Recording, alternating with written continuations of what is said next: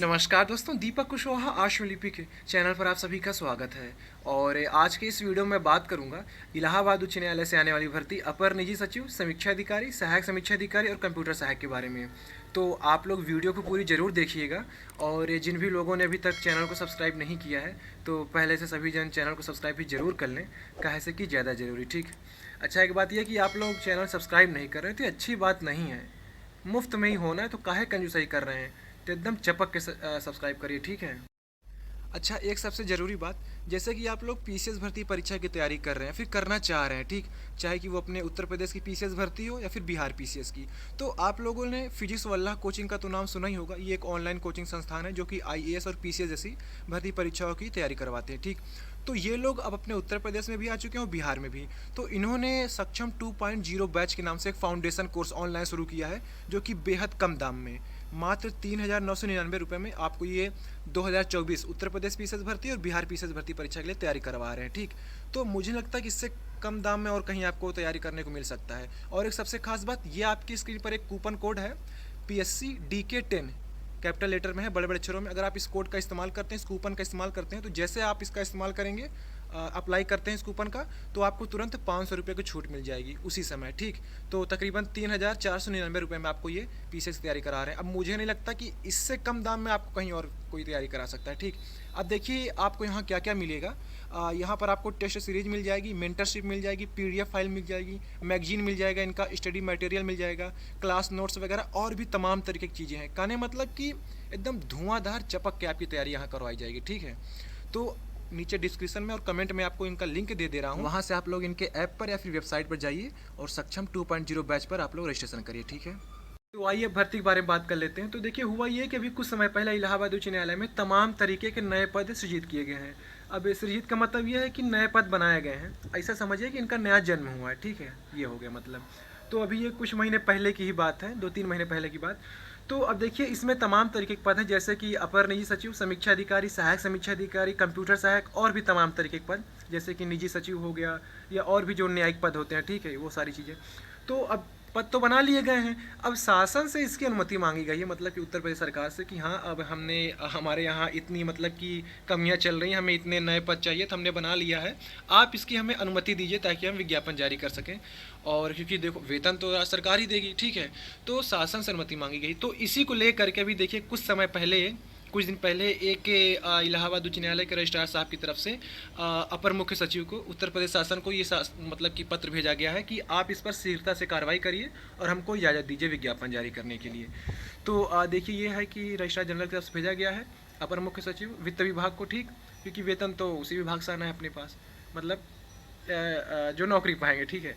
तो विषय देखिए यही है कि सामान्य कार्यालय संवर्ग में 704 पद एवं 1303 पदों के सृजन के संबंध में माननीय उच्च न्यायालय इलाहाबाद की समय समय पर सिफारिशों के अनुसार, महोदय, सामान्य कार्यालय संवर्ग में 704 पद लंबे समय से लंबित है। ठीक है।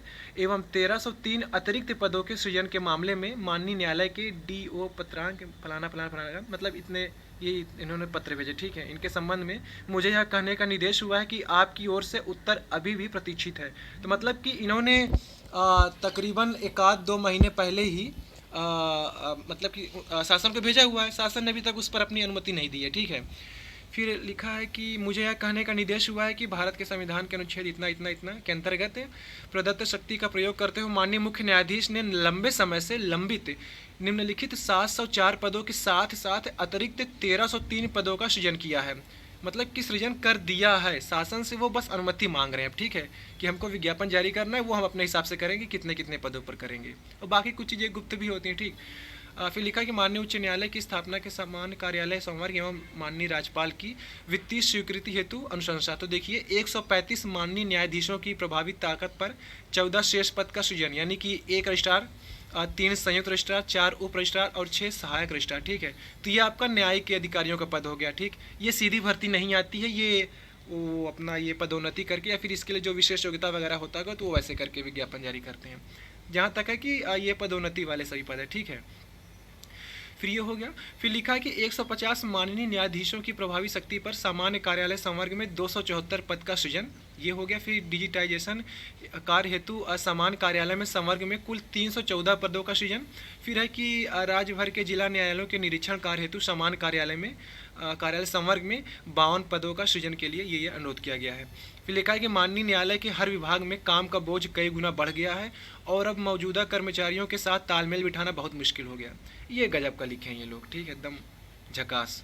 फिर लिखा है कि काम न केवल नए मामलों की फाइलिंग में वृद्धि होने के कारण बढ़ा है, बल्कि नई कंप्यूटरीकृत प्रणालियों को शामिल करने के कारण भी, यानी नए मामलों की ई फाइलिंग। देखिए काम क्या होता है न्यायालय में, नए मामलों की ई फाइलिंग, मामलों की वर्चुअल सुनवाई ऑनलाइन, ठीक है, और नए पेश किए गए वेबएक्स सिस्टम के संचालन, जिनमें जनरल से अतिरिक्त हाथ कार्यालय कंप्यूटर अनुभाग की आवश्यकता है, ताकि उच्च न्यायालय के अनुभागों को कर्मचारियों की कमी का सामना न करना पड़े। तो इसके संबंध में इन्होंने एक बैठक रखी हुई है, यही 7 अप्रैल की बात है।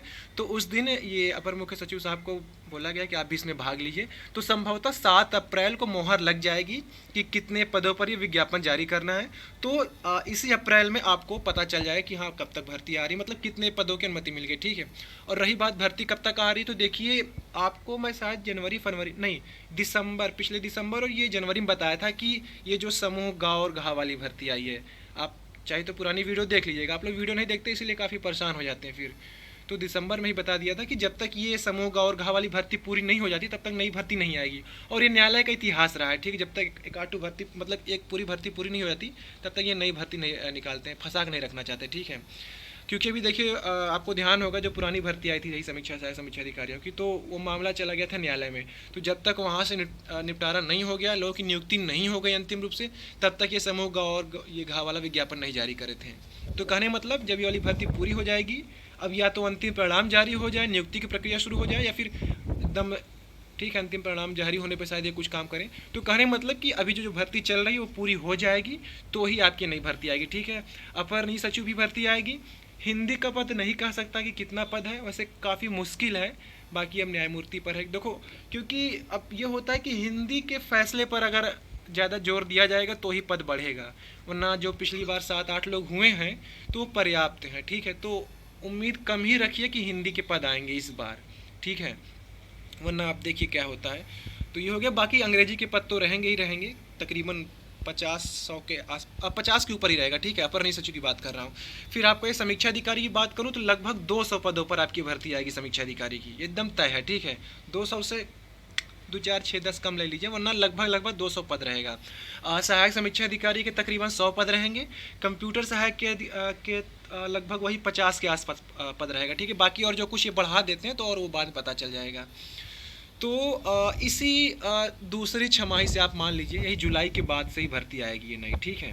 बाकी अभी वाली जो भर्ती चल रही पूरी हो जाए तो फिर इस पर काम चलेगा। और ये देखिए 7 तारीख की जो बैठक बैठे हैं उसमें क्या कुछ होता है पता चलेगा तो आपको ज़रूर बताऊंगा, ठीक है। तो इसी साल के आखिरी तक आपको ये भर्तियाँ देखने मिलेगी, बम्पर भर्ती रहेगी, ठीक है। तो ठीक है, आज की इस वीडियो में बस इतना ही था। पूरा वीडियो देखने के लिए धन्यवाद। जय बजरंगबली।